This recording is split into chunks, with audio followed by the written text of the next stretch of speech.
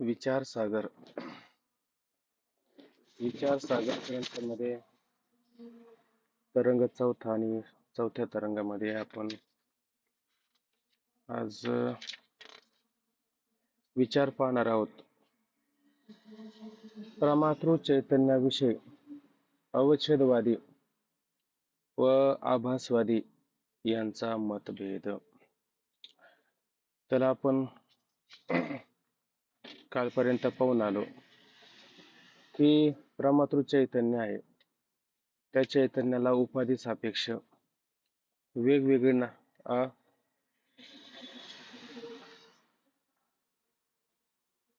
झालं ना असं का? त्याच्या घ्यायचं राहिलं का? बर बर मग आता हे उपाधी आणि विशेषण याच्यातील भेद लक्षात आला का नाही? काय उपाधी काय करते आणि विशेषण काय करत असतं? उपाधी आपण वेगळे राहून आणि दुसऱ्याचं काय करते, ज्ञान करून देते. आणि विशेषण काय करतं, आपल्यासही दुसऱ्याचं ज्ञान करून देतात. काही ठिकाणी ते दोन्हीमध्ये काय, दोन्हीही व्यावर्तक आहे. दोन्ही व्यावर्तक आहे म्हणजे दोघेही चैतन्याची ओळख करून देणारे आहेत, ऐक नाही. फक्त फरक इतकाच आहे का, एक आपल्या सहित ओळख करून देणारा आहे आणि दुसरा आपण वेगळे राहून ओळख करून देणारा आहे. म्हणून ते दोघेही कसे व्यावर्तक आहेत, तुकडा करणारे आहेत, भिन्न करणारे आहेत. बरोबर. हे आपलं कालच झालं का. उपाधी जी असते ती उपाधी काय करते, उपहित असणारे चैतन्य आहे का नाही, त्याच्यावर आपला धर्म घालवते का? त्याच्यावर मात्र ते आपला धर्म घालत नाही. आणि विशेषण काय करतं, विशेषण आपले धर्म आणि जे विशेष्य आहे चैतन्य त्यावरती आपले धर्म ते घालवत असते. याचा विचार आपला झालेला आहे. आता मग ते प्रमातृ चैतन्य याचा विचार करायचा. जसं आपण पाहिलंय का नाही की आकाश एकच आहे, पण त्या एकाच आकाशाला आपण चार चार आकाश म्हणून केलं का नाही. घटात आलेलं आकाश, पटात आलेलं आकाश, मठात आलेलं आकाश, अशा आकाशाचे आपण भेद करतो. तसं हे चैतन्य एकच आहे. आळ्यातलं पाणी, तळ्यातलं पाणी, पाटाचं पाणी, आळ्याच्या आकाराचं पाणी असं होऊ शकतं. मग त्या उपाधी सापेक्ष त्या पाण्याला वेगवेगळे नाव येतात का नाही, तसं ह्या ठिकाणी चैतन्याला सुद्धा वेगवेगळी अशा पद्धतीची नावं येत असतात. मग ते पाहता प्रमातृ चैतन्याविषयी विचार की अंतकरण उपहित चैतन्य, बरोबर ना. ज्या चैतन्याला अंतकरण काय आहे, उपाधी आहे, तेव्हा ते चैतन्य काय होईल बरं? तेव्हा ते चैतन्य काय होईल, ज्या चैतन्याला अंतकरण विशेषण नसून उपाधी आहे, तेव्हा त्या चैतन्याला ते चैतन्य कोणतं उपहित झालं. आता ते उपहित झालं ऐक नाही, म्हणजे ते उपाधीहून निराळ झालं. उपाधी वेगळे, तुम्ही निर्विकार. असं निर्विकार, असंग, दोषरहित असं जे चैतन्य आहे त्याला काही नाव आहे का? असंच त्याला नाव आहे ना. हा, मग अंतकरण उपहित असणार जे चैतन्य आहे त्याला साक्षी, आत्मा, कुटस्थ, प्रत्येक आत्मा अशी त्याला काय येतात, काशी काय येतात, नाव येत असतात. आणि ज्या ठिकाणी अंतकरण विशेषण असेल, आहे का नाही. कारण आपण पाहिलं काय माहिती का, की अंतकरण आपलं एक विशेष पाहिलं, एक विशेषण पाहिलं, एक विशिष्ट पाहिलं, ठीक आहे ना. आता त्या ठिकाणी जेव्हा आपण विशिष्ट पाहत असतो, ठीक आहे ना, तेव्हा त्या अंतःकरणाला आपण उपाधी म्हणतो का विशेषण म्हणतो? विशेषण आहे का नाही. मग विशिष्ट म्हणलं म्हणजे विशेषण तिथं आलंच की नाही, विशेषण आलं. मग अंतःकरण काय, त्याला आता विशिष्ट आहे म्हणजे विशेषणाने युक्त आहे. तुम्ही विशिष्ट म्हणा किंवा विशिष्ट म्हणा किंवा विशेषणाने युक्त म्हणा. तर अंतःकरण विशेषण चैतन्य किंवा अंतःकरण विशिष्ट चैतन्य, आता काय म्हणाल त्या चैतन्याला तुम्ही?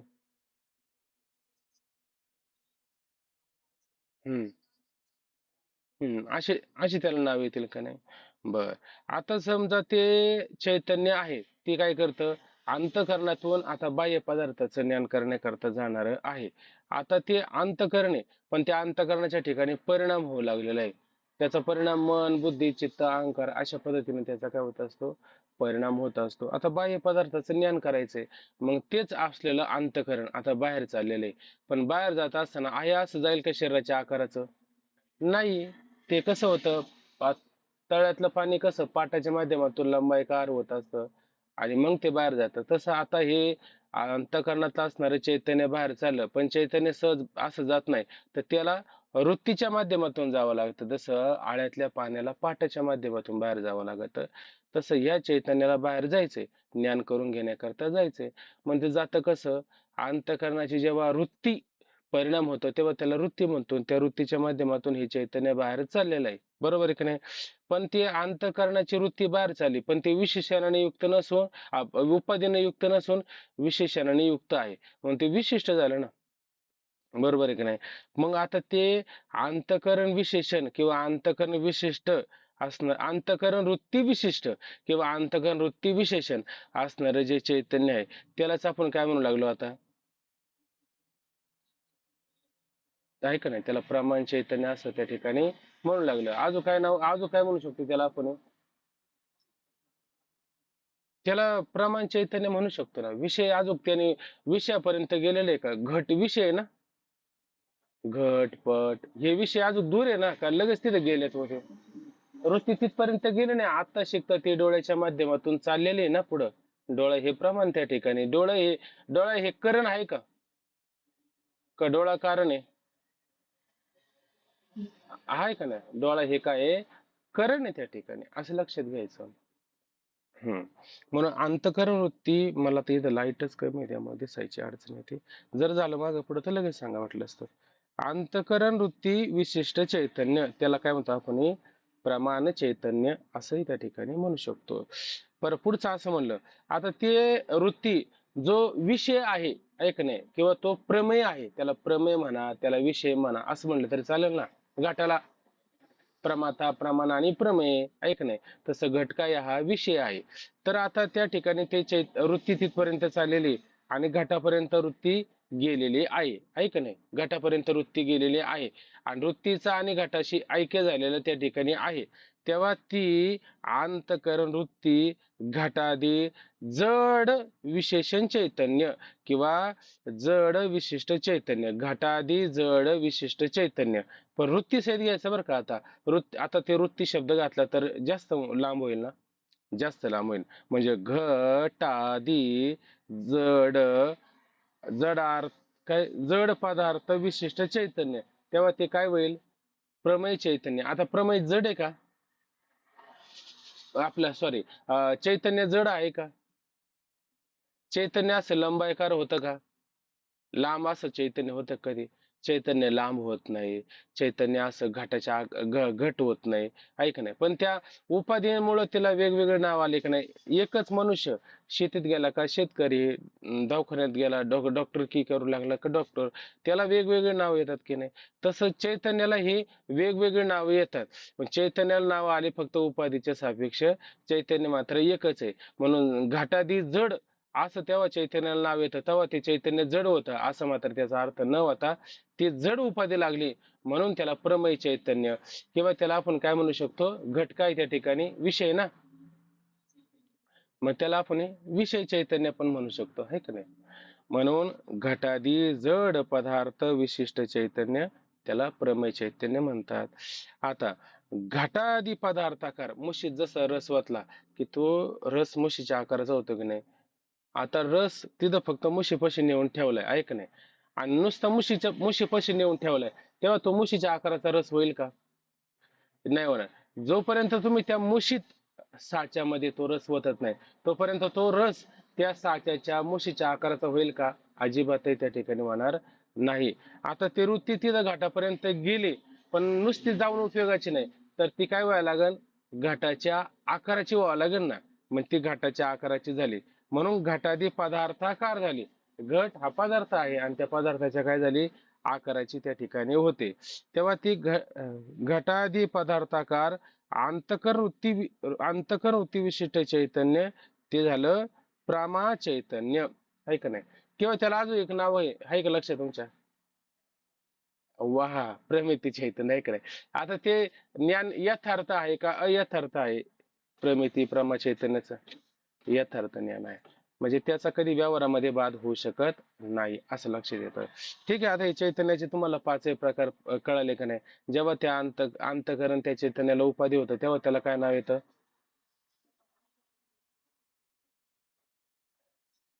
असं. अंतकरण. बरोबर, हा बरोबर आहे ना, लक्षात नाही आलं का तुमच्या? बघा असं त्यांनी दिली उत्तर पटकनी. ते अंतकरण जेव्हा त्या चैतन्याला उपाधी होतं तेव्हा नाव काय येतं त्याला? साक्षी नाव आहे का नाही? आणि अंतकरण वृत्ती विशेष चैतन्य किंवा अंतकरण वृत्ती विशिष्ट चैतन्य जेव्हा असतं तेव्हा त्या चैतन्याला काय नाव येतं? हं? जीव चैतन्य किंवा त्याला संसारी म्हणू शकतो. आणि वृत्ती तेव्हा त्या पदार्थ आकाराची होते तेव्हा त्या चैतन्याला काय नाव येतं? आणि वृत्ती नुसती त्या जड पदार्थापर्यंत गेलेली आहे तेव्हा त्या चैतन्याला काय नाव येईल? आहे का नाही? आता हे तुमच्या पक्क लक्षात आलंय ना? बरं चला.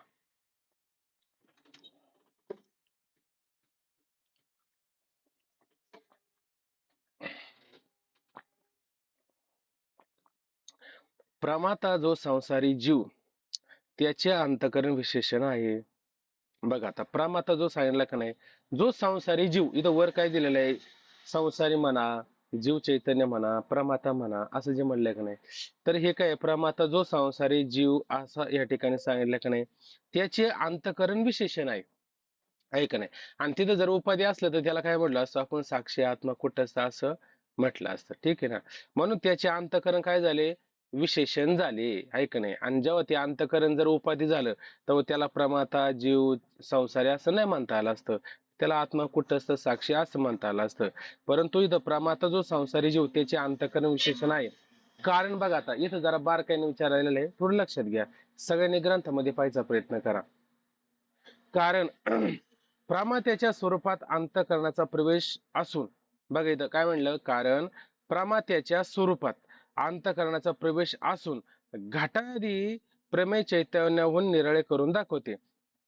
इथं काय म्हणलं की प्रमाता जो संसारी जीव आहे का नाही त्याच्या स्वरूपात अंतःकरणाचा प्रवेश असून तिथं अंतःकरण आहे का नाही?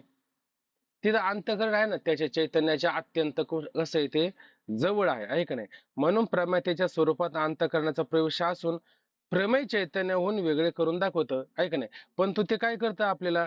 प्रमेय प्रमेय कधी म्हणायचे त्याला? घटादी पदार्थ विशिष्ट चैतन्य, तेव्हा तुम्ही त्याला काय म्हणता? प्रमेय म्हणता की नाही?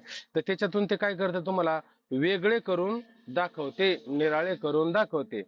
म्हणून ते व्यावर्तक आहे. व्यावर्तक शब्दाचा अर्थ काय होतं बरं? व्यावर्तक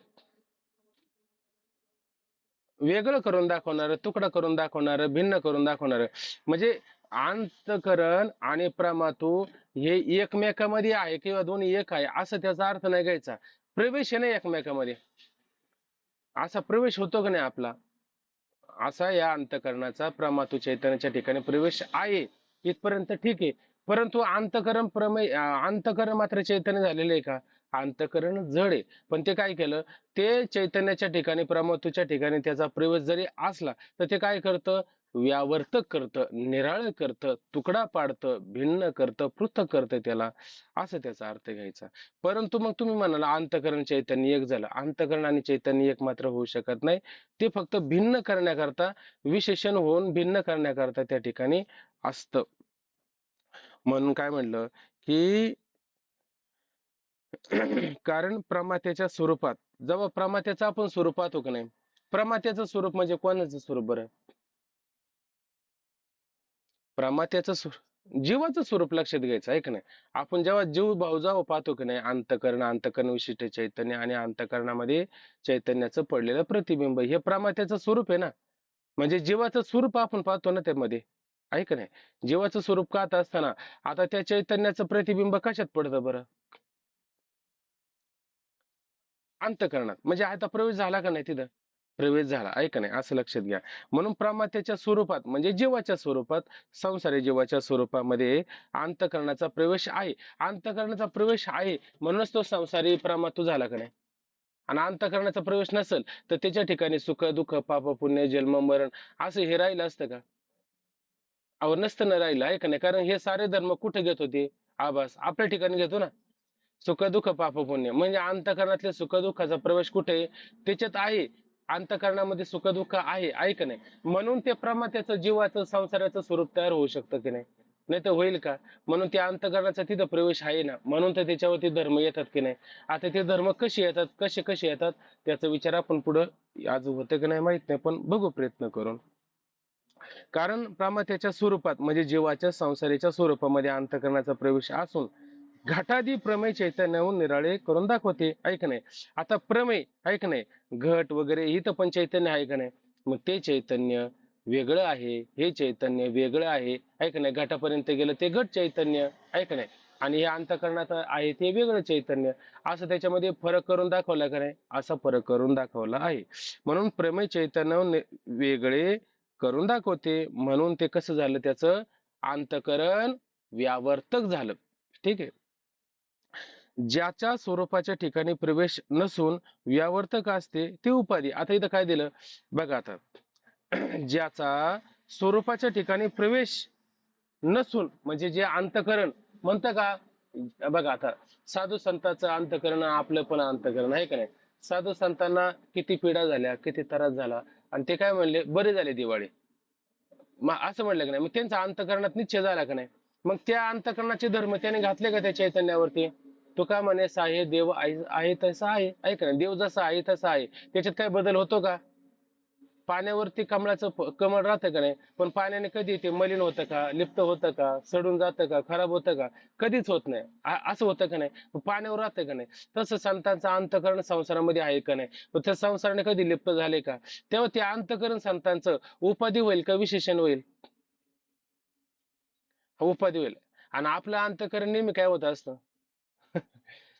विशेषण होतं. तेव्हा मग आता आपल्या अंतकरणाला अंतकरण विशेष, त्याला प्रमातू जीव चैतन्य असं म्हणू शकतो की नाही आपण, संसारी वगैरे असं त्याला त्या ठिकाणी म्हणू शकतो आपण.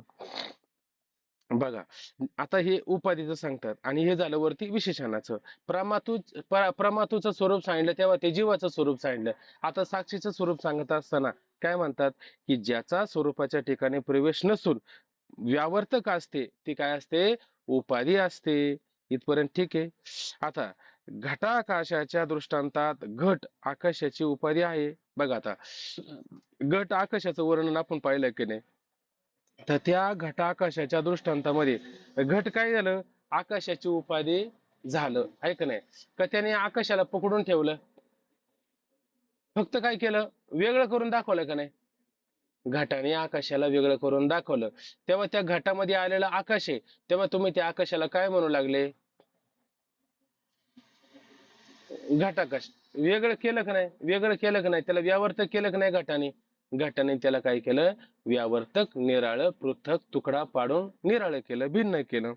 म्हणून घटाकाशाच्या दृष्टांतात घट आकाशाची काय आहे, उपाधी आहे. आकाशाची, महाआकाशाची, ऐक नाही, महाआकाशाहून त्याला वेगळं केलं का नाही, वेगळं केलं, मग त्या आकाशाची काय आहे, उपाधी आहे.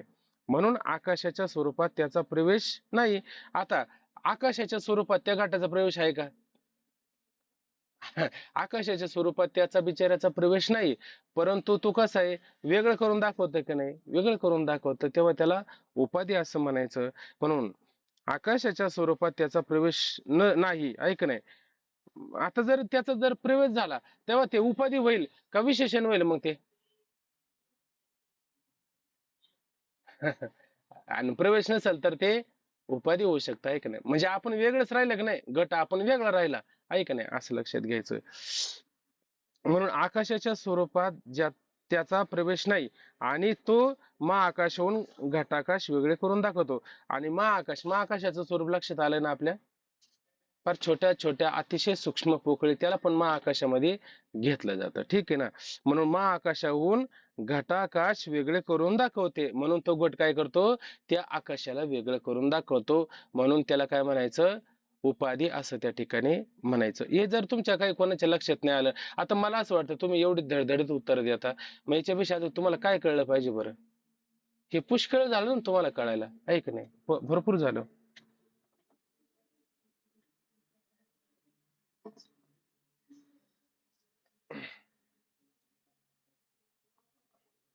बघा, आणि तो महाआकाशाहून घटाकाश वेगळे करून दाखवतो. त्याप्रमाणे आता त्याप्रमाणे उदाहरण दिलं का नाही आपल्याला, दृष्टांत, आता दृष्टांतामध्ये यायचं. त्याप्रमाणे अंतकरण उपहित साक्षी चैतन्य आहे, ऐक नाही. त्याप्रमाणे काय करतं, जे अंतःकरण काय करतं आपल्याला, त्या चैतन्याला, ऐक नाही, चैतन्याची ओळख करून देतं, ऐक नाही. आणि चैतन्याची काय ओळख करून देतं, ना मला जन्म आहे, ना मला मरण आहे, ना मला सुख आहे, ना मला दुःख आहे, ना पाप आहे, ना पुण्य आहे, काही नाही मला, ऐक नाही. मी कोण आहे, सच्चिदानंद रूप आहे, ऐक नाही. हाची निश्चय माझा, परिमी निश्चय दुजा. तुकोबऱ्या म्हणतात, हा निश्चय कोणाचा आहे, चैतन्याचा आहे का बुद्धीचा अंतःकरणाचा आहे, चैतन्याचा नाही, ऐक नाही. बुद्धीचा अंतःकरणाचा निश्चय आहे.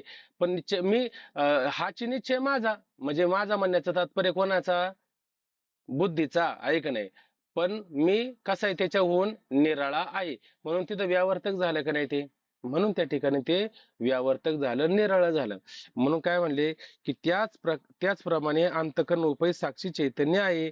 कारण साक्षीचे स्वरूपात अंतःकरणाचा प्रवेश नसून, आता जेव्हा जेव्हा तुम्ही त्याला साक्षी म्हणता का नाही, तेव्हा अंतःकरणाचा तिथं प्रवेश नाही. आणि ज्या ज्या ठिकाणी अंतःकरणाचा प्रवेश असेल, तेव्हा त्याला संसारी जीव असं म्हणायचं. आणि जेव्हा अंतःकरणाचा प्रवेश नसेल, तेव्हा ते अंतःकरण उपाधी असेल. आणि अंतःकरणाचा प्रवेश असेल, तेव्हा ते विशेषण असेल, हे लक्षात घ्या. कारण साक्षीच्या स्वरूपात अंतःकरणाचा प्रवेश नसून, घटादी प्रमेय चैतन्य घटादी प्रमेय चैतन्याहून साक्षीच निराळे करून दाखवते. आणि ते काय करतं, की घट उपहित, पट उपहित, मट उपहित अशी चैतन्य आहे का नाही, त्याहून त्याला काय करतं, निराळ करून दाखवते. म्हणून ते असणारं अंतःकरण काय झालं, उपाधी झालं का विशेषण झालं,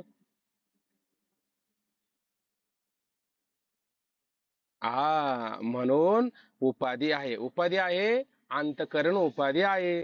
जो अंतकरण विशिष्ट प्रमाता, तोच करता भोगता संसारी जीव आहे. आणि ज्या वेळेस तो अंतकरण विशिष्ट विशिष्ट विशेषणाने युक्त असणारा अंतकरण विशिष्ट जेव्हा होतो, तेव्हा तोच कोण होतो, तो साक्षी आत्मा कुठंच आहे. पण आता तो कोण झाला, तोच प्रमातू झाला, तोच त्या ठिकाणी जीव झाला, तोच त्या ठिकाणी जन्म मरणादी संसारी झाला. असं होऊ शकतं की नाही. मग अंतःकरण उपाधी होतं, तेव्हा तो साक्षी आत्मा कुटस्थ होतो. आणि अंतःकरण जेव्हा विशेषण होतं, तेव्हा तो संसारी जीव असा त्या ठिकाणी प्रमातो होऊ शकतो.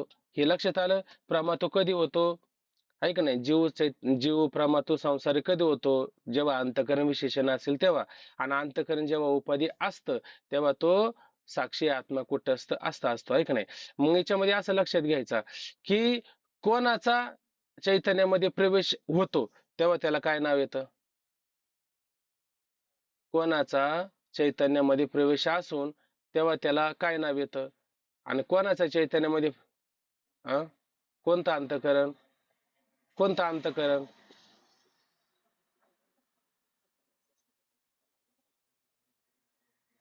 हा. पण मग कोणत्या अंतःकरणाचा चैतन्यात प्रवेश आहे,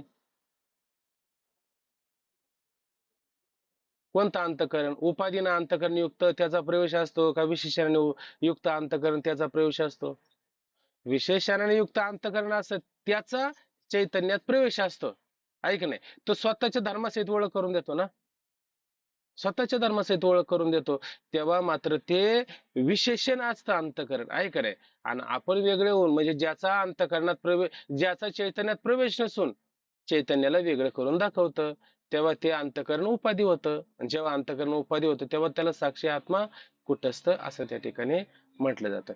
या परिच्छेदामध्ये काही कोणाला शंका आहे का आता, म्हणजे जे जागे आहेत ते म्हणू शकतात, जे जागे नाही ते नाही म्हणू शकत, आहे ना.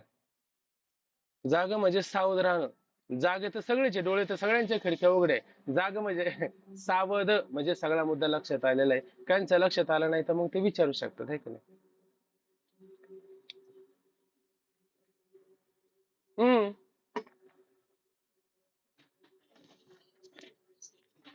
हम्म. परत सांगू, अहो माझा व्हिडिओ पहा, तुमचा व्हिडिओ पहा, माझ्यात काय दिसतं, मला आता परत येतं, मला दिसायला तसं कमी झालं आता, त्याच्यात मी असंच कसं तरी वाटतो, आता हिच्याविषयी काय करावं लागेल. बघा बघा, ज्या अंतःकरणाचा चैतन्यात प्रवेश आहे, ज्या अंतःकरणाचा चैतन्यात प्रवेश असतं, ते अंतःकरण विशेषण असतं, बरोबर आहे. ते अंतःकरण काय असतं, विशेषण असतं. तेव्हा त्याला काय म्हटलं जातं, संसारी, जीव, प्रमातू असं म्हटलं जातं. आणि ज्या अंतःकरणाचा चैतन्यात प्रवेश नाहीये, ते चैतन्याला कसं करतं, निराळ करून दाखवतं. तेव्हा ते अंतःकरण त्या चैतन्याची उपाधी होतं.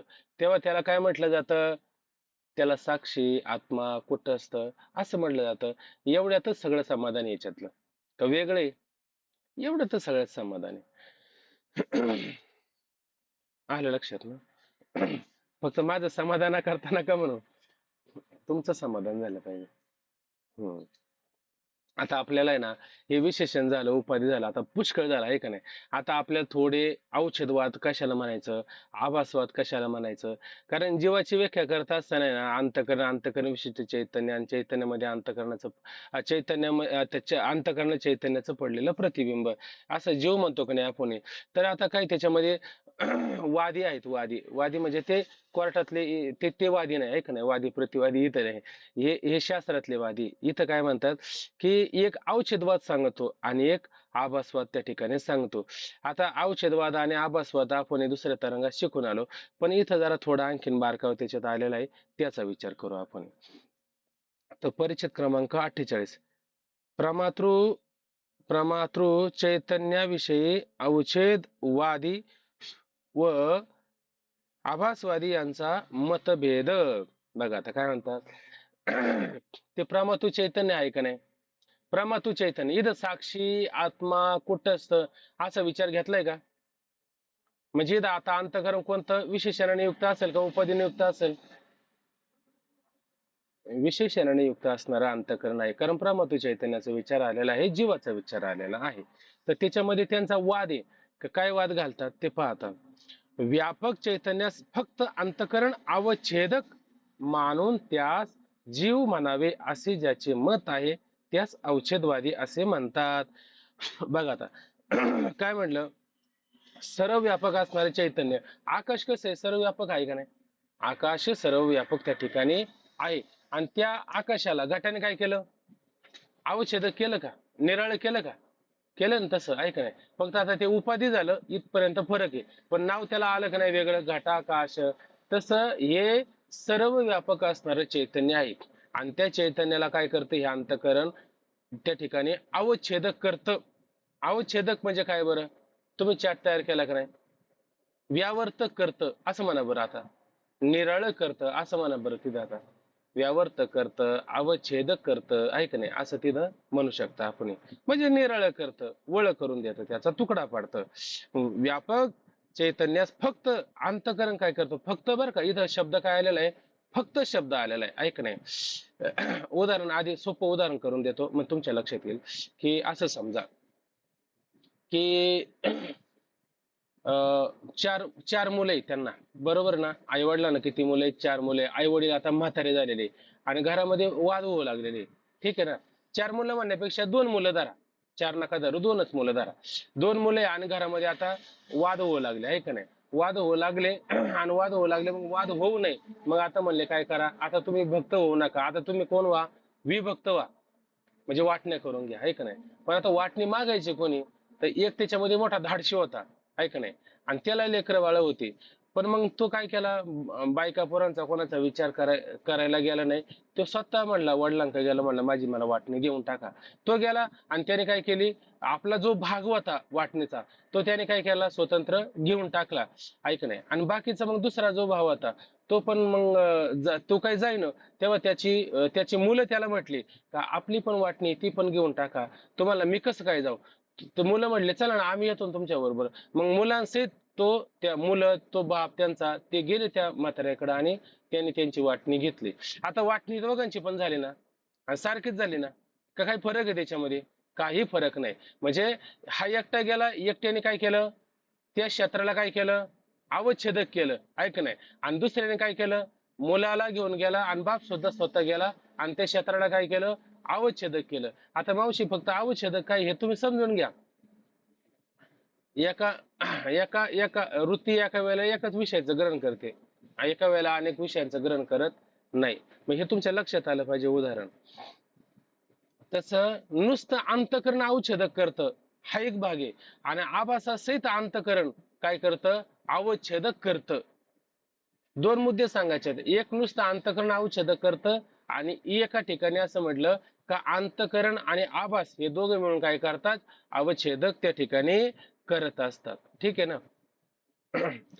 व्यापक चैतन्यास फक्त अंतःकरण अवच्छेदक मानून, आता इथं अवच्छेदक शब्दाचा अर्थ काय, संकुचित करणं, निराळं करणं, तुकडा पाडणं, पृथक करणं असा त्याचा अर्थ होतो.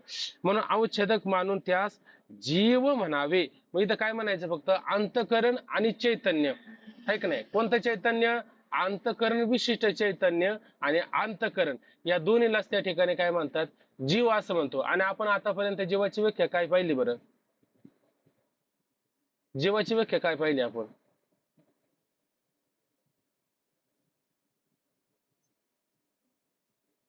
हम्म,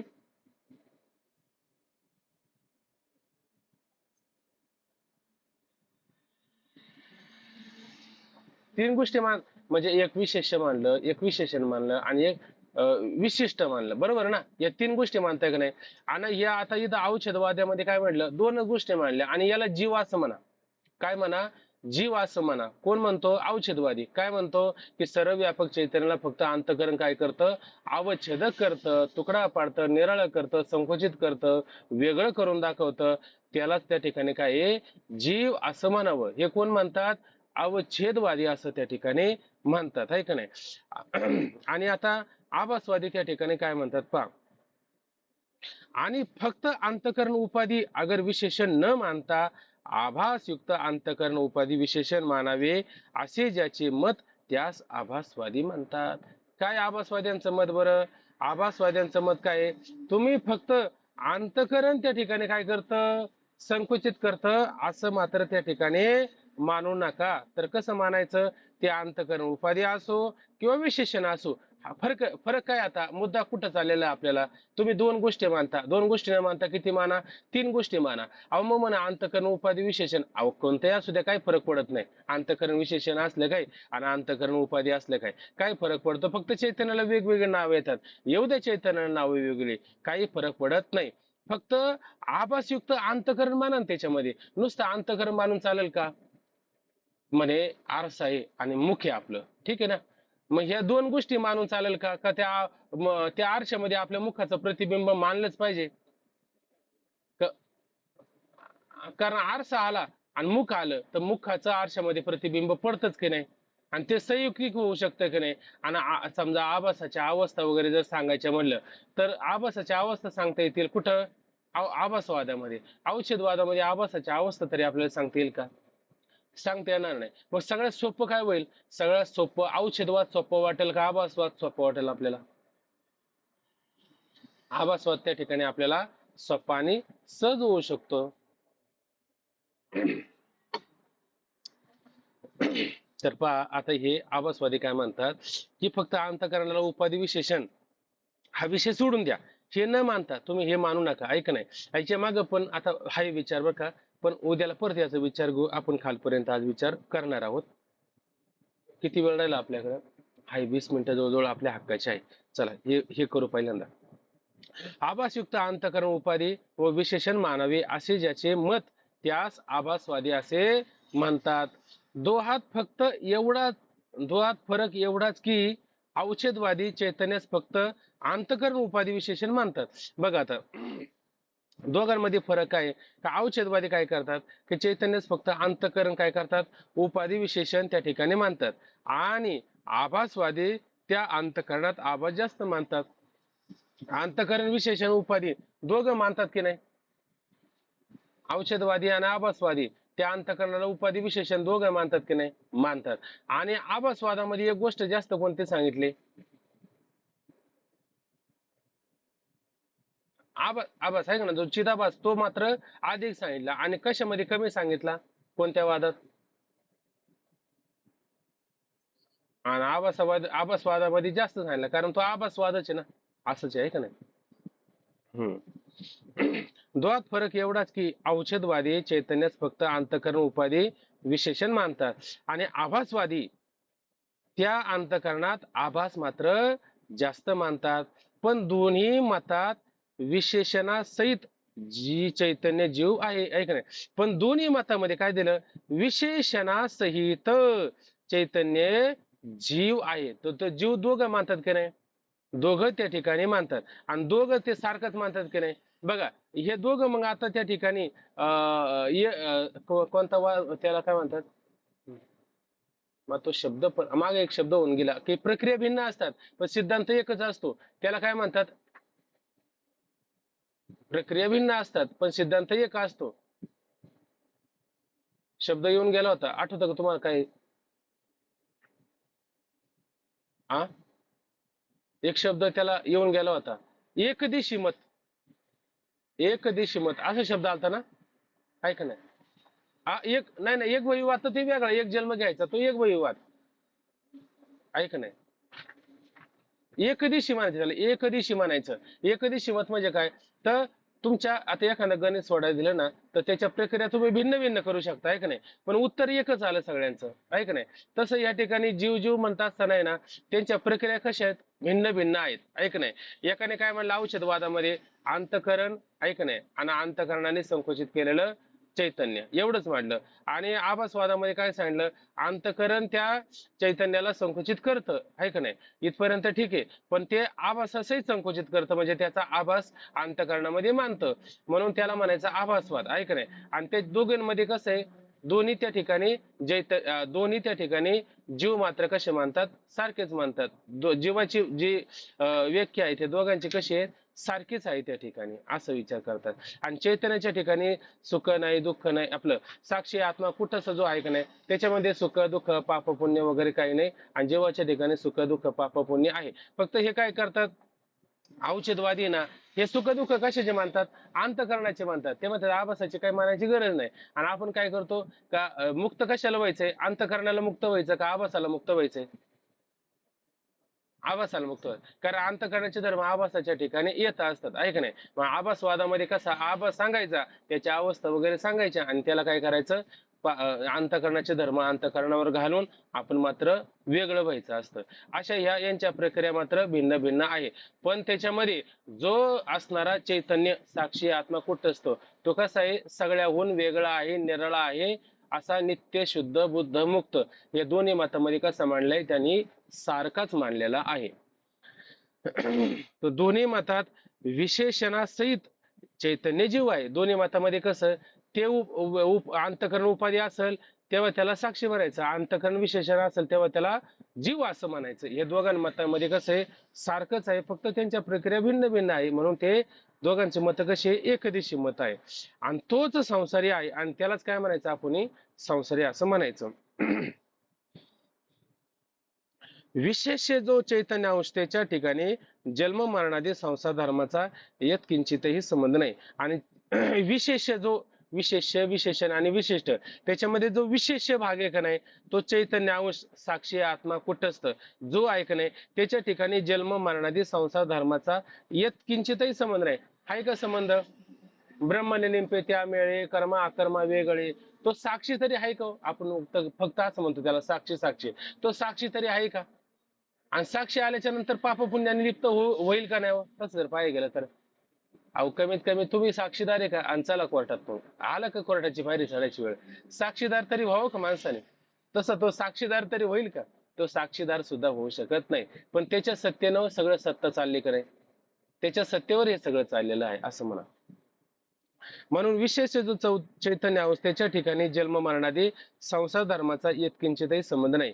ही गोष्ट दोन्ही मतासही मान्य आहे. म्हणून हे दोन्ही मत कसे आहे, एकदिशी मत आहे असं लिहून ठेवायचं पुढे. दोघांचं मत कसं आहे, एकदिशी मत आहे, प्रक्रिया भिन्न सिद्धांत एक असं. आता इथं आहे ना, थोडं याने काय केलं, त्या जीवाची व्याख्या वेगळी केली. औषधवाद आणि आभासवाद या दोघांची व्याख्या कशी जरा भिन्न भिन्न प्रक्रिया आल्यामुळं काय दोष त्या ठिकाणी निर्माण होऊ शकतो, याचा विचार आता पुढच्या परिच्छेदामध्ये आपल्याला करायचा आहे. किती वेळ राहिला आता आपल्याकडं? 10 मिनिटं आपल्या हक्काचे आहेत. 49 आणि वेळ सुद्धा 49 झाली, 5 वाजून 49, आता झाली 50. परिच्छेद क्रमांक 49, विशिष्टावर प्रतीत होणाऱ्या विशेषणाच्या व विशेषाच्या धर्माचा व्यवहार भेद. बघा आता विशिष्टावर आहे का नाही, विशिष्ट म्हणजे कोणतं तुमच्या लक्षात आलं का नाही? काळा घोडा, काळा काय झाला, घोडा काय झाला, आणि काळा घोडा काय झाला बरं?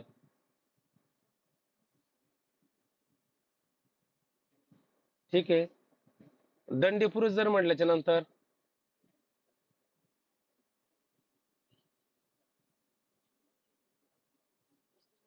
बर, आता घटाकाश म्हटल्याच्या नंतर सांगा. घटाकाश, गट काय झाला, गट काय झाला, गट काय झाला? हा, हा. आणि आकाश काय झालं, विशेष्य. आणि घटाकाश काय झालं, विशिष्ट. आता कुंडलवान पुरुष सांगा बरं.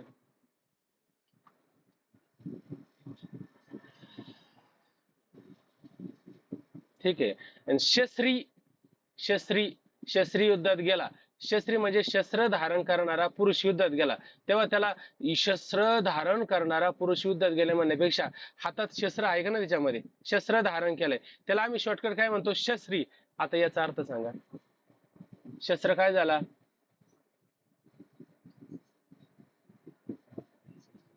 हा, हा. आणि शस्त्री काय झाला, शस्त्री काय झाला, शस्त्री, शस्त्री विशिष्ट झालं. आहे का नाही? आता हे तुम्हाला लक्षात आलं का? पुढचं सांगायला एकदम सोपं जातं. बघा आता खाली पहा. विशिष्टावर प्रतीत होणाऱ्या, आता हे तुम्ही पटकन उत्तर दिलं ना, हे लक्षात आलं का? पुढचं सांगायला सुद्धा मग वेळ लागत नाही, ते पटकन लक्षात येऊन जातं. विशिष्टावर प्रतीत होणाऱ्या विशेषणाच्या व विशेषाच्या धर्माचा व्यवहार भेद कसा होतो ते सांगतात. बघा आता हे खाली आपलं जरा एक थोडं चार्ट तयार केलेला आहे, तो आपल्या लक्षात तर आलेलाच आहे. फक्त पहा इथं काय दिलं, पहिल्यांदा विशेष प्लस अधिक विशेषण होऊन तो कोण होत असतो, विशिष्ट. आता विशेष काय आहे, चैतन्य आहे. विशेषण काय आहे, अंतकरण आहे. आणि विशिष्ट कोण झाला, साक्षी आत्मा कुटस्थ होईल का? हा, कारण ते विशेषण झालं ना, आहे का नाही? विशेषण झाल्याच्या नंतर हे धर्म येतात, आणि उपाधी केल्याच्या नंतर येतील का हो धर्म? नाही येणार, आहे का नाही? येणारच नाही. मग विशेषण झालं येतात की नाही? आणि आपल्याला अनुभव आहे का नाही? आपल्याला चांगला कडक अनुभव आहे का नाही? नरम असा हलका अनुभव नाही, कडक अनुभव आहे आपला. चला, आत्मा साक्षी केवळ आभास आहे का नाही? तो आत्मा साक्षी केवळ काय, त्याचा आभास खाली घेतला. ठीक आहे. आता पहा इथं जरा, इथं थोडं आहे ना, 2-3 वेळामध्ये जे दिलेलं आहे ना, त्याच्याकडे लक्ष द्या. विशिष्टाच्या ठिकाणी प्रतीत होणाऱ्या, विशिष्टाच्या ठिकाणी विशिष्ट कोणी, संसारी जीव, ऐक नाही, प्रमातू असं त्याला म्हणतो की नाही आपण. त्या विशिष्टाच्या ठिकाणी प्रतीत होणाऱ्या अनुभवाला येणाऱ्या, ऐक नाही, धर्मात असा अनुभव आहे की, म्हणजे विशिष्टाच्या ठिकाणी कधी कधी ना असे प्रतीत येते, असा अनुभव येतो. काय अनुभव येतो? कधी फक्त विशेषणाच्या धर्माची प्रतीती विशिष्टावरती येते. कधी कधी काय होतं का, विशेषण, विशेषण काय आहे बरं या ठिकाणी? अंतकरण आहे का चैतन्य आहे? हा, त्या अंतकरणामध्ये सुख दुःख पाप पुण्य आहे का नाही? हा.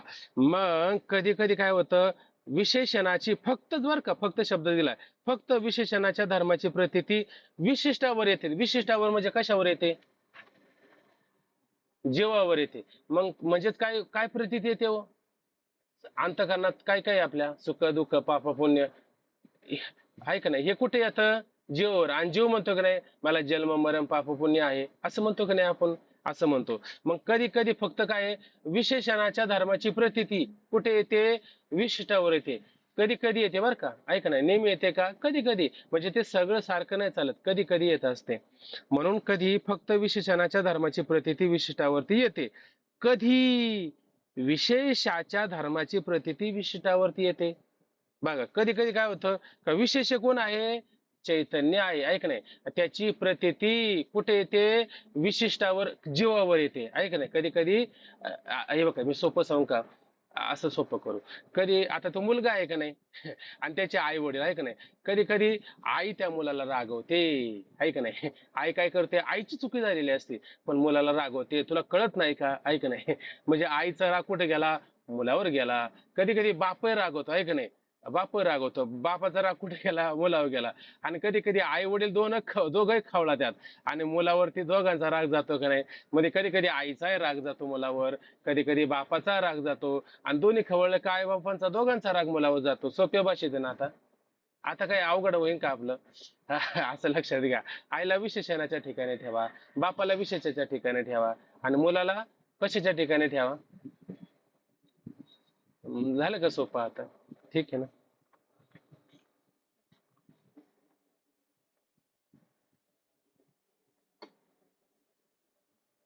पाहता, कधी कधी विशेष्य आणि विशेषण या दोघांची धर्माची प्रतीती विशिष्टावर येते. आणि कधी कधी काय होतं, विशेष्य चैतन्य, विशेषण अंतकरण या दोघांच्या धर्माची प्रतीती विशिष्टावर येते. आहे का नाही, लक्षात आला आता हा मुद्दा. आता आपल्याला पहिल्यांदा कोणता मुद्दा पाहायचा, कधी फक्त विशेषणाच्या धर्माची प्रतीती विशिष्टावर होते. आहे का नाही, म्हणजे कधी कधी आईचा राग मुलावर येतो, कधी कधी, आहे का नाही. तसं आता इथं उदाहरण देऊन सांगतात कसं येतात. घटाकाशाचा नाश झाला. घट काय त्याच्यामध्ये आणि आकाश काय त्याच्यामध्ये.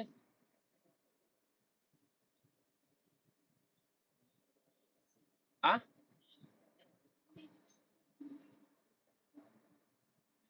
दोघं बोलल्यावर नाही कळालं बरं का. आकाश विशेष ऐक नाही, हा हा असं असं म्हणा, ऐक नाही, असं लक्षात घ्या.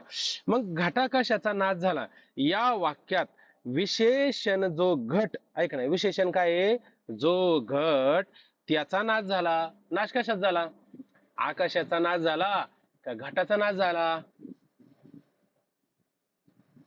हा, ऐक नाही. आणि घटाकाश असं म्हणलं बघा, असं थोडक्यात लक्षात घ्या.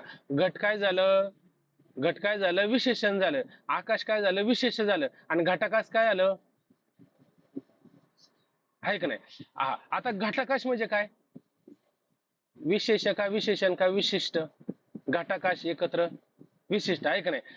हा, आता तुम्ही आता म्हटलं घटाचा नाश झाला, आहे का नाही, घट हे विशेषण आहे ना, आहे का नाही. पण ते घट फुटला ना, बिचारा घटच फुटला, आहे का नाही. आकाश फुटलं का नाही, घट फुटलं, म्हणजे विशेषणाचा नाश झाला. आणि तुम्ही काय म्हणले, घटाकाशाचा नाश झाला. घटाकाशाचा नाश झाला म्हणजे ते घटाचा धर्म घटाकाशावर आला का नाही. घटाचा धर्म कुठं, घटच फुटला ना फक्त, ऐक नाही. आणि घटाचा धर्म कुठं आला, घटाकाशाचा नाश झाला. घटाकाश काय हे विशिष्ट आहे, मग घटाकाशाचा नाश झाला म्हणजे विशिष्टाचा नाश झाला का, विशिष्टाचा नाश झालेला नाही. झालाय कशाचा नाश, विशेषणाचा नाश झाला. पण तुम्ही कशावर आणला धर्म, तो विशिष्टावरती आला. मग फुटला फक्त घट आणि धर्म आला कुठं, विशिष्टावरती आला, म्हणजे घटाकाशाचा नाश झाला. असं होतं. घटाकाशाचा नाश मात्र होत नाही, फक्त घटाचाच नाश त्या ठिकाणी होतो. आणि तो विशेषणाचा धर्म, घटाचा धर्म आला कुठं, घटाकाशावर आला, म्हणजे विशिष्टावरती आला. ठीक आहे. घटाकाशाचा नाश झाला या वाक्यात विशेषण जो घट त्याचा नाश होतो, विशेष जे आकाश त्याचा मात्र नाश होत नाही. असे असूनही विशेषणाचा नाशाचा भ्रम, विशेषणाचा नाशाचा भ्रम, विशेषण फक्त घट, त्या घटाचा विशेषणाचा नाशाचा भ्रम, विशिष्ट जे घटाकाश त्यावर दिसतं. विशिष्ट काय आहे, घटाकाश विशिष्ट आहे ना, आणि त्याच्यावरती आता ते प्रतीत झालं का नाही. म्हणजे विशेषणाचा घटाचा घट विशेषणाचा धर्माचा धर्माची प्रतीती आली कुठं, विशिष्ट असणाऱ्या घटाकाशावर आली. आली का नाही. आता विशेषणाचा धर्म आला कुठं, आता विशिष्टावर आला का नाही. विशेषण काय आहे, घट, आहे का नाही. आणि घट फुटला आणि तुम्ही काय म्हणले, घटाकाशाचा नाश झाला. घटाकाशाचा नाश झालाय का, झालेला नाही. पण तो धर्म कुठं आला, विशिष्टावरती आला, प्रतीत झाला. दुसरा मुद्दा पहा, हे कळालं ना सगळ्यांना, कळालं ना. ठीक आहे. आता खालचं पहा. कुंडलवान पुरुष निद्रिस्त आहे. कुंडलवान म्हणजे ज्याच्या कानामध्ये कुंडल आहेत असा पुरुष निद्रिस्त आहे. म्हणजे पुरुष झोपला आहे का नाही, आणि त्याच्याबरोबर त्याने घातलेले कुंडल पण काय आहे, झोपी गेली, निद्रिस्त झाली. असं होईल का? याच्यात झोपल कोण बरं? पुरुष झोपल का कुंडल झोपतील? पुरुष त्या ठिकाणी झोपतात आहे का नाही? पुरुष झोपू शकतो, कुंडल झोपतात का? कुंडल झोपत नाही. आता याच्यामध्ये काय पाहायचं, आपला दुसरा मुद्दा कधी काय होता, विशेषाचा धर्म कधी कधी आहे का नाही, विशेषाचा धर्म कशावर येतो, विशिष्टावरती प्रतीत होतो, हे पाहायचं आपल्याला उदाहरण.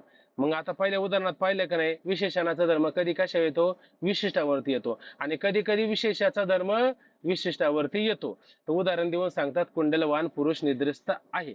या वाक्यात कुंडल काय झालेलं आहे, विशेषण झालेलं आहे, आहे की नाही, आणि पुरुष काय झालेला आहे, विशेष. मावशी बरोबर आहे ना?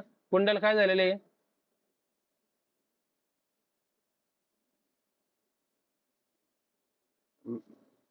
कुंडल झालं विशेषण, आणि पुरुष कोण झाला, विशिष्ट झाला. बरोबर आहे ना? कुंडल झालं त्या ठिकाणी विशेष. ठीक आहे. आणि कुंडलवान पुरुष काय झालं, आता सांगा, आहे का नाही? कुंडलवान, आता बघा हे सगळी मंडळ बोलतात का नाही, आता मला याला जरा थोडी सूचना द्यायची, पण आता बघू, एवढं पूर्ण करतो वाक्य आणि मग देऊ सूचना. वाटलं तर जेवढ्याला थांबता येईल तेवढ्याने थांबा, सूचना ऐका, ज्याला जमल त्यांनी करा वाटलं तर पुढं. बरं, हा मुद्दा लक्षात घेऊ पहिल्यांदा. कुंडलवान पुरुष निद्रस्त आहे. या वाक्यात कुंडल विशेषण, पुरुष विशेष आणि कुंडलवान पुरुष विशिष्ट आहे. त्यात विशेषणाच्या ठिकाणी निद्रा संभवत नाही. विशेषण म्हणजे कुंडल, त्याच्या ठिकाणी निद्रा संभवते का?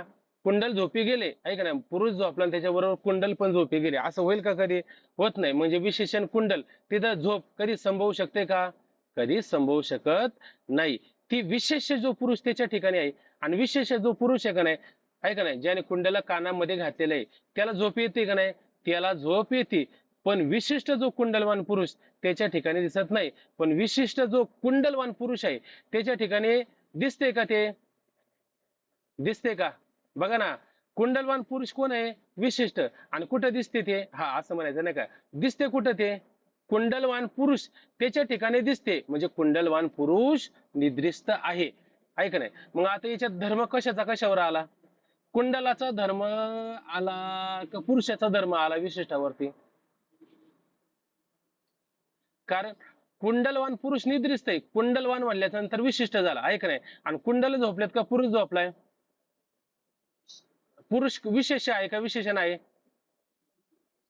आहे का नाही? आणि तुम्ही म्हणले कुंडलवान पुरुष झोपला, कुंडल नाही झोपली, फक्त पुरुष झोपला, आहे का नाही? मग त्या पुरुष विशेष, त्या विशेषाचा धर्म आला का नाही विशिष्टावरती?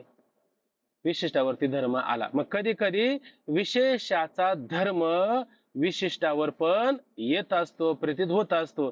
दोन उदाहरणं कळाली तुम्हाला. आता तिसरं उदाहरण पहा. तिसरं उदाहरण काय, कधी कधी आई रागवते, वडील पण रागवतात, कोणावर, मुलावर, म्हणजे विशिष्टावरती रागवतात. तो पण मुद्दा लक्षात घ्या. बघा आता, शस्त्री, आता हे का आपल्याला लक्षात घ्यायचं आपल्याला, कारण पहिल्यांदा शंका काय केलेली आहे, मला ब्रह्मज्ञान व्हावे अशी त्या शिष्याची काय होती, शंका होती. पण तुला आधी बाह्य पदार्थाची रीत कळली पाहिजे ना, आहे का नाही? हा मुद्दा उपस्थित होता, आणि ती रीत समजून घेण्याकरता आपण किती दूर आलो, आहे का नाही? तर अवलोकन जर करून मागं पाहिलं तर लक्षात येईल आपण नक्की कुठून चालू होतो, आहे का नाही? आपल्याला हा रस्ता कुठून लागला होता हे पण कळलं पाहिजे. त्याच्यासाठी एवढी प्रक्रिया करून सांगावं लागतात. शस्त्री युद्धात गेला, है की नाही? आता इथं काय दिलं, शस्त्री, ज्याच्या हातामध्ये शस्त्र आहे असा शस्त्रवान पुरुष कुठे गेलाय, युद्धामध्ये गेला. मग पुरुष पण युद्धात गेला का नाही? आणि शस्त्र हातात ठेवलं का ते शस्त्रात युद्धामध्ये घेऊनच नाही गेला, त्या शस्त्राला पण युद्धात गेला का नाही? जेव्हा तो युद्धात शस्त्र हातात घेऊन येईल तेव्हा त्याला शस्त्री म्हटलं जाईल का नाही? म्हणजे मग त्याच्यात कोण कोण गेलाय, शस्त्र पण युद्धात गेलं का? आहे का नाही? आणि पुरुष पण युद्धात गेला ना, ज्याने शस्त्र धारण केलेलं आहे. हा, असं लक्षात घ्या. आता बघा, शस्त्री युद्धात गेला, या वाक्यात शस्त्र काय झालं, आणि ज्याने शस्त्र हातामध्ये धारण केलेलं आहे तो कोण झाला, आहे का नाही? मग शस्त्री, शस्त्र विशेषण झालं, आणि शस्त्री म्हणजे पुरुष तो त्या ठिकाणी काय झाला, विशेष झाला, आहे का नाही? आणि शस्त्री हा कोण झाला शब्द, नुसता शस्त्री, तो विशिष्ट झाला, आहे का नाही? तो विशिष्ट झाला. या युद्धात जाणे विशेषण व विशेष्य या दोघांनाही घडते. आता बघा, युद्धात जाणं म्हणजे शस्त्राला पण युद्धात जाणं आहे आणि त्या पुरुषाला सुद्धा युद्धात जाणं आहे, ऐक नाही. मग शस्त्री म्हटल्याच्या नंतर तो शस्त्रासहित पुरुष कुठं गेलाय? युद्धात गेला. आपण काय म्हणलं? शस्त्री युद्धात गेला. नुसतं शस्त्री शब्दाचा अर्थ काय होतो? विशेषण होतं का विशेष होतं का विशिष्ट होतं? विशिष्ट, ऐक नाही. मग आता या ठिकाणी शस्त्राचा आणि शस्त्र धारण करण्याचा धर्म विशिष्टावर आला का नाही? दोघांचा धर्म विशिष्टावरती येतो. म्हणजे शस्त्र आणि शस्त्र धारण करणाऱ्या दोघांचा धर्म कुठं आला? विशिष्टावर आलेला आहे. मग कधी कधी विशेषण आणि विशिष्ट या दोघांचाही धर्म विशिष्टावरती येत असतो. ठीक आहे. आता खालचं तुम्हाला सांगायला वेळ आहे का आपल्याकडं? नाही वेळ ना. आता होणार पण नाही ना आपलं. नाही व्हायचं ना. मग एक काम करू आपण, उद्याला करू. आता याच्यात का मला काय राहिल्यासारखं वाटतं पुढं? काय वाटत नाही ना? काही कोणाला शंका नाही ना? चला आता एक मिनिट हे थांबू मी. ओम पूर्णमदः पूर्णमिदं पूर्णात् पूर्णमुदच्यते पूर्णस्य पूर्णमादाय पूर्णमेवावशिष्यते. हरि ओम.